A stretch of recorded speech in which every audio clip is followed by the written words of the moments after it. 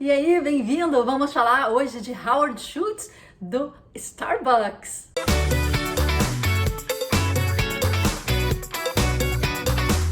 Vou falar aqui para vocês alguns pontos importantes que ficaram da aula do Masterclass do Howard Schultz. Masterclass é um aplicativo com várias aulas, ficam uns vídeos gravados, ao final tem um PDF com um resumo e são pessoas de mercados conhecidas ligadas muito à arte e a business que falam sobre a sua experiência e a gente vai ter hoje um pouquinho do aprendizado do Howard sobre o processo e sobre a grande empresa aqui da Starbucks. Quem nunca tomou um cafezinho lá, ou um muffin, ou alguma coisa, tá perdendo. E fica a dica aí para tomar o chai latte, geladinho ou quente, de qualquer maneira, é o meu preferido. Qual que é o seu? Escreve aqui embaixo. Então vamos falar o seguinte, o Howard ele presta muita atenção na questão da cultura.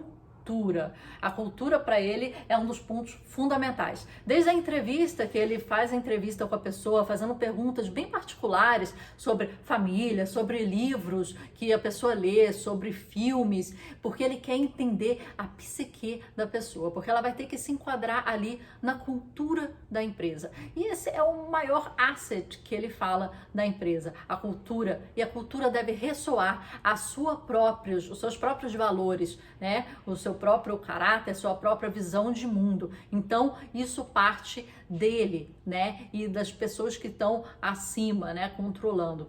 Outra coisa que ele coloca é que sua dúvida de vida, ela não deve estar relacionada quanto ao seu comprometimento e quanto ao seu desejo. Mas sim, quando você tiver alguma dúvida, deve estar relacionado com as suas habilidades. O seu desejo e o seu compromisso com aquilo tem que ser sem nenhuma sombra de dúvidas, literalmente.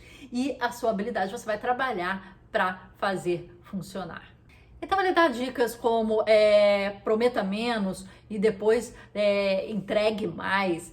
Depois ele dá várias dicas, como você tem que fazer o disruption, fazer a disrupção de um mercado que você está. Então, se você está num mercado de bebida, por exemplo, cafés, você tem que ver maneiras de fazer a disrupção, trazer novidades, mudar, né, o modus operandi daquele mercado e ser um diferencial para aquele mercado, que eu acho que realmente, e principalmente na época que foi lançado, que iniciou, né? Acho que hoje já tem muita concorrência, mas o Starbucks, e principalmente lá fora, teve um diferencial muito grande. Não só de um local que te dá um café, um chá, um lanche, mas um local que você pode trabalhar, estudar, levar os amigos, sentar de uma forma confortável num café, ter um momento para pensar. Eu acho que criar esse ambiente em volta de uma comida, de uma bebida, para um café, ainda mais em locais muito frios, imagina, né, a neve, a chuva. Aqui a gente tem aqui no Rio de Janeiro, por exemplo, a gente tem muitos bares assim de sucos, né, beber lanches, beber sucos, etc, porque a gente tá aqui suando, tá aqui indo à praia, tá tomando o açaí. Lá fora, em que as pessoas estão morrendo de frio, estão querendo se aquecer, estão querendo tomar água quentinho, eu acho que tomou uma proporção muito grande. Ele fala que se ele começasse um negócio hoje em dia, e aí empreendedores fiquem de olho, ele começaria a trabalhar com animais de estimação, lojas e produtos voltados para animais de estimação.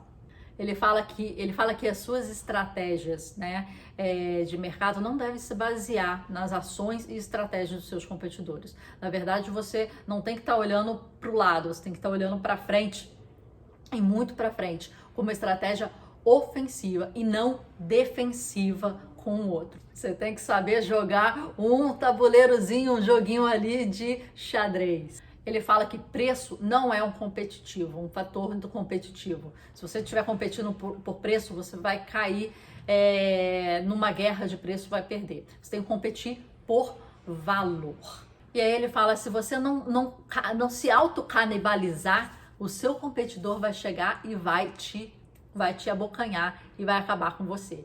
Então você tem que ir criando negócios que se próprio canibalizem e vão criando outros novos e vão se próprio canibalizando, do que um outro competidor chegar e realmente te comer. Então você tem que saber essa história de quem come quem, quando come quem e olhar para dentro para você crescer. Ele fala que você sempre tem que investir antes do desenvolvimento de sistema, antes de desenvolvimento de pessoas e antes de qualquer outro desenvolvimento tecnológico chegar. O seu investimento tem que estar olhando sempre antes das grandes curvas de mudança de mercado.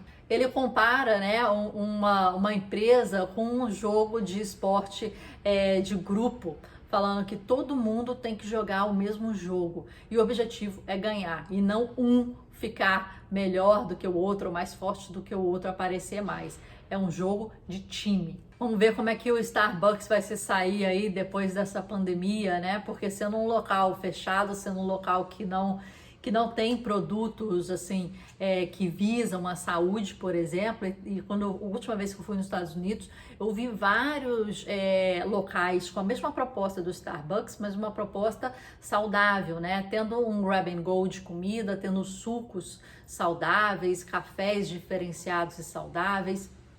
Então, a proposta do Starbucks ainda é muito válida, ainda é muito gostosa, ainda não está em vários locais no mundo. Eu acho que aqui no Brasil tiveram vários Starbucks que infelizmente assim fecharam nesse período de pandemia, porque você imagina, tem um ticket baixo, eu compro, né, um café no máximo, sei lá, 15 reais, 12 reais, e um café com, sei lá, um salgado ou um brownie para mim já me satisfaz, é o que eu como ali. Então um ticket muito baixo, as pessoas ficam um tempo grande e você tem pagamentos muito altos, né, de local, de aluguel e etc. Então tivemos vários assim no Rio Sul que tinha 2 andares de Starbucks, um pé direito imenso, foi um dos primeiros a fechar porque shopping fechado, né? E ele não tinha delivery. As pessoas não pensam no Starbucks para delivery, por exemplo. Eu acho que até pensam, vamos supor, no McDonald's, uma coisa assim. Eu acho que não é a primeira opção, mas eu acho que até pensam. Mas o Starbucks para delivery, o café tem que chegar quentinho, aquele muffin tem que chegar assim assado. E eu acho que eles não têm um sistema de delivery. Então, eu acho que o Starbucks se encontra num desafio muito grande daqui por diante, tendo esse contexto de pandemia, esse contexto de também pessoas querendo coisas mais saudáveis, um desafio que também é uma oportunidade para eles crescerem. Tomara que essa cultura que eles tanto prezem, né, do investimento, de cultura de empresa, tomara que isso consiga levar eles para um futuro que seja muito legal e que dê retorno financeiro, como qualquer empresa quer. Vou lá tomar meu cafezinho. Obrigada por ter curtido aqui com a gente. Curta os nossos vídeos, se inscreva aqui no canal, por favor, e continue assistindo. Muito obrigada!